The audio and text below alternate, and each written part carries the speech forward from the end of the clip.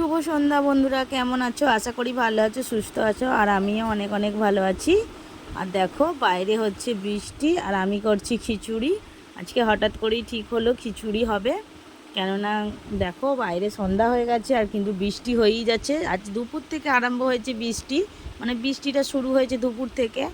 বৃষ্টি হয়েছে মানে 2 দিন ধরে, কিন্তু আজকে সকাল থেকে ভালো ছিল, আবার দুপুর থেকে ফের বৃষ্টি শুরু হয়েছে। সেই জন্য হঠাৎ করেই বলি আজকে আর রুটি করব না।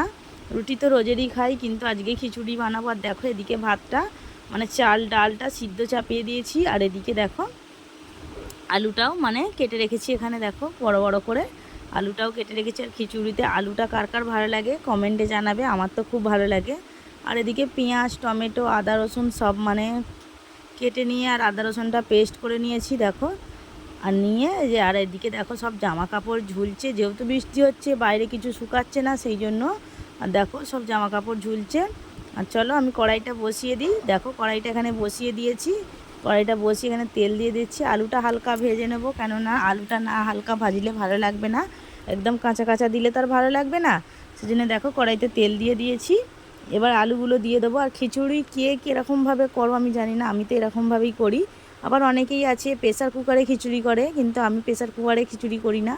ঠিক মানে আন্দাজটা আমি বুঝতে পারি না জলের পরিমাণটা কতটা কি দেবো না দেবো, সেই জন্য আমি হাঁড়িতে করেই করছি। আর খিচুড়ি খুব কম হয়, একদম আমার ভালো লাগে না খিচুড়ি খেতে। আর তোমাদের দাদা ভাইয়ের খিচুড়িটা খুব পছন্দ, কিন্তু আমার একদম ভালো লাগে না। আর ছেলেও বললো মা আজকে খিচুড়ি করো, বৃষ্টি হচ্ছে। আর এদিকে দেখো চাল আর ডালটা প্রায় সেদ্ধই হয়ে এসেছে। হ্যাঁ আলুগুলো এবার এতে দিয়ে দেবো, কেননা তবে তো আবার আলুগুলো সিদ্ধ হবে। আর দেখো আর এদিকে আমি পেঁয়াজটা কড়াই দিয়ে দিলাম তো ওই তেলের মধ্যেই, কেননা পেঁয়াজটা দিয়ে কষিয়ে নেব মশলাটাকে, তারপর মশলাটা আবার খিচুড়িতে দেব, তবে তো হবে। সেই জন্য দেখো এদিকে পেঁয়াজ টমেটো তেলের মধ্যে দিয়ে দিয়েছি। আর আমি তো এরকমভাবেই খিচুড়িটা রান্না করি, তোমরা কীরকম করে করো আমাকে কমেন্টে জানাবে। যদি ভালো হয় সেটাও কমেন্টে জানাবে, যদি আমি কিছু ভুল করে থাকি সেটাও কমেন্টে জানাবে। আর ওদিকে দেখো মানে খিচুড়ির মধ্যে মশলা দিয়ে দিচ্ছে, আর সয়াবিনটা দিলাম লাস্টে। ছেলে বললো মা একটু সয়াবিন দাও, সেই জন্য লাস্টে সয়াবিনটা দিলাম। আর দেখো সয়াবিনগুলো ওপরে ভাজছেন, আমি কোনো দিনও সয়াবিন দিয়ে খিচুড়ি করিনি, এই প্রথম সয়াবিনটা দিলাম। কেমন হবে আমি জানি না, আর যদিও ভালো হয় সেটা আমি খেলেই বুঝতে পারবো, তোমরা তো আর বুঝতে পারবে না। তোমরা যদি কেউ সয়াবিন দিয়ে খিচুড়ি খেয়ে থাকো তোমরা জানবে। আর কার কার বৃষ্টির দিনে খিচুড়ি খেতে ভালো লাগে সেটাও আমাকে জানাবে। আমার তো আমি খাই না অতটা, তাও আমার মানে আমি একটু অল্প খাই, কিন্তু মোটামুটি লাগে, যে খুব খারাপ লাগে তাও নয়, আবার খুব ভালো লাগে তাও নয়। আর আমার খিচুড়ির আলুটা খুব ভালো লাগে, মাংসর মতন।